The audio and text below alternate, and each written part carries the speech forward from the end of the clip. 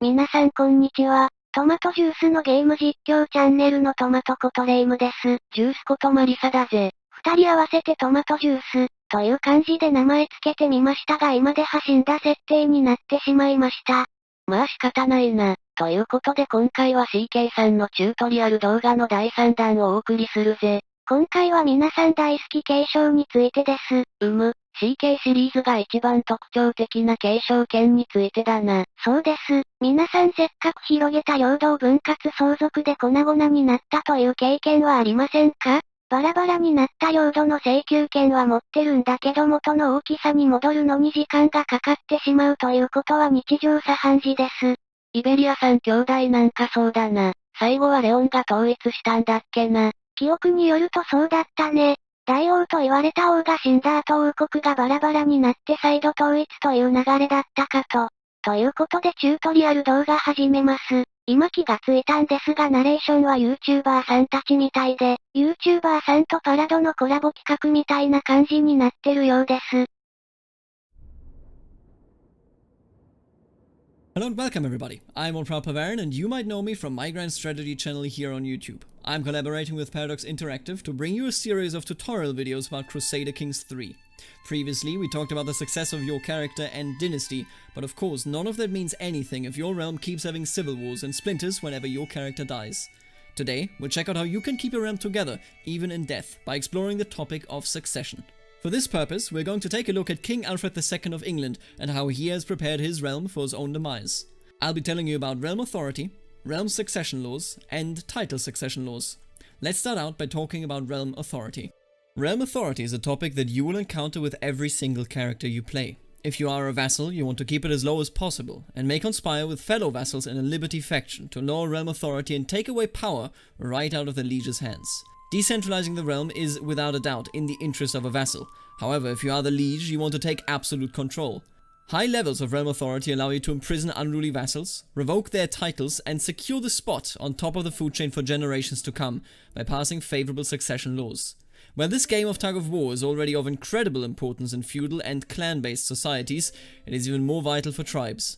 Only a tribal leader with complete control inside of their lands can take their people into a new future, meaning that decentralized tribes will stay behind and lose out.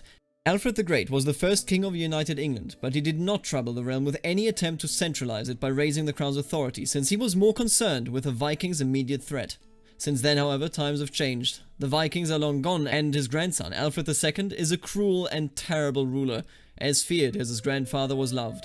And as much as his vassals do not enjoy his existence, the realm has become more centralized and stable during his reign. It is, however, an unchangeable truth that Alfred II will not live forever, and the death of a monarch, especially one despised by his vassals, can sometimes be all that is needed to tear a realm apart. Let's take a thorough look at how realm succession laws work. Understanding them means to understand how to keep your realm from collapsing when the Grim Reaper comes knocking on your door. When your character dies, their titles are distributed, in principle, according to their realm succession law. This legal framework determines which gender is eligible to receive titles, and it also determines how the titles are distributed between all those that are eligible. The succession law is split between a category that hands out your titles to multiple heirs, splintering your hard-earned lands, and a category that hands your titles out to only one sole heir. The succession laws that splinter your land between multiple heirs make it considerably harder to build a strong and stable realm. They are, however, also the traditional form of inheritance in most corners of the medieval world. To change your succession law into the direction of having one sole heir means to change the culture and tradition of you and your people. In practice, this means that certain succession laws require cultural innovations to unlock them. Additionally, no powerful vassal of yours may reject your law change proposal. To enact single heir succession laws, you must also have centralized your realm and achieved high crown authority. That, of course, is quite a distant dream for King Alfred II. Since the Anglo-Saxon culture still clings to the old idea of giving every son an equal piece of the cake, this succession law is the most basic one, and it is called Confederate Partition, and it will make sure that your realm splinters. Confederate Partition creates titles of the same level as your highest title, so a kingdom tier title in Alfred's case, if you hold enough land in areas outside of what belongs to your actual title. In this case, his two younger sons will name themselves the Kings of Wales and Ireland, becoming independent from their brother and your primary heir. The splintering of his realm is a nightmare to Alfred, and so he has worked tirelessly to advance his culture and convince his vassals. He has changed the succession law of his realm to simple partition.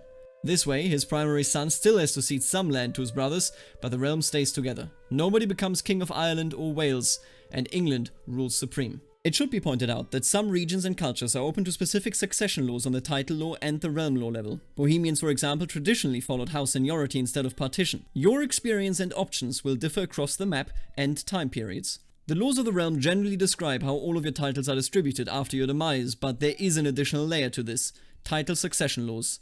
Titles of the duchy, kingdom, and empire levels can be given specific gender or distribution laws that only apply to this very title and override your general realm laws. Alfred, for example, is part of the Anglo-Saxon culture, and it is tradition that the rulers of the Anglo-Saxons are determined by a body of nobles, the witan. This means that while according to the laws of the realm it would be his firstborn son that is entitled to the Anglo-Saxon crown, the witan could, if applied as a title succession law, with or against Alfred, elect a future ruler of England that commonly would have no right to inherit. Alfred believes his firstborn son to be weak, and instead gets the witan to vote for his secondborn. Just keep the following in mind. Excluding or taking away any of your eligible children from their rightful inheritance can breed resentment for, after all, they do have a right to your lands. Thank you for tuning in to ということで3回目のチュートリアル動画を終わります。文化ごとの継承法の違いとかが興味深いね。賢人会議という言葉がワクワクするぜ。わかりにくかったので改めて説明すると、アルフレド2世の領土内の継承法が単純分割法で、賢人会議でイングランド王国の王位を決めることになってるとします。そうすると子供の中で最も賢人会議がふさわしいと思ったメンバーがイングランド王国の王位を得て、残りの子供は公爵以下の称号を分割されるという仕組みになるということです。ゲームしてないのでこれが本当かはわからないけどな。まあこんな感じだと思うぜ。では皆さん分割相続に悩まされる日々まであと10日ぐらい、ワクテカしながら待ちましょう。またね。